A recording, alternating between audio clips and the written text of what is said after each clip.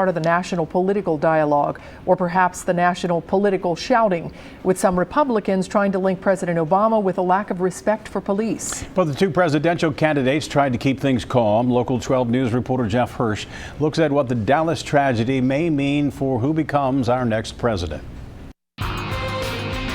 Hillary Clinton and Donald Trump took time out from criticizing each other to call for mourning and prayer. They're trying to kind of not turn this into a political circus, which I think has the potential to blow back on either of them.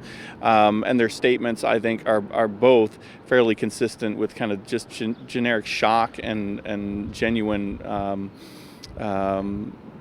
sadness. But the verbal truce may not last long. Each candidate may stake out positions focusing on undecided voters in key states like Ohio, Pennsylvania, Virginia, and Florida, and a handful of others. The independent voters in those swing states are going to be particularly important.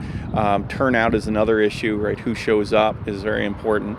And so how do different groups, how do they react to this event in terms of does it lead to more mobilization? Does it lead to a greater commitment? On the other hand, there's a lot of people, things have become so out of control or seemingly out of control that some people tune out politics when that happens. The NAACP finds itself in the middle of all this. The group's national convention is in Cincinnati beginning July 16th. Police shootings of African Americans, like those in Louisiana and Minnesota this week, were already on the agenda. Now the shooting of police officers in Dallas adds another tragedy to the mix. We denounce the violence, we denounce the shootings, the killings. We denounce these kind of things happening. We do not condone it, and we hope to see some matter of finding a way that it stops happening. The Dallas shootings may impact the national political dynamic. The question is how. What issue is going to come out of this? Is it going to be gun control? Is it going to be something with regard to the political rhetoric that we've seen from some, certainly not all, of the Black Lives Matter movement?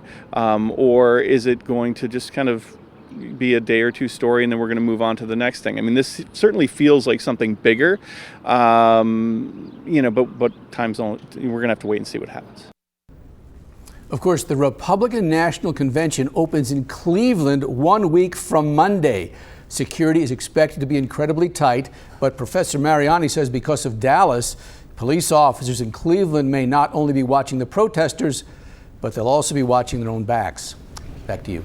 Jeff, thanks very much. Hamilton County Republican Chair Alex Triantafilou will be a convention delegate in Cleveland, and he tells us security planning is so extensive there that safety for delegates will not be an issue. Families behind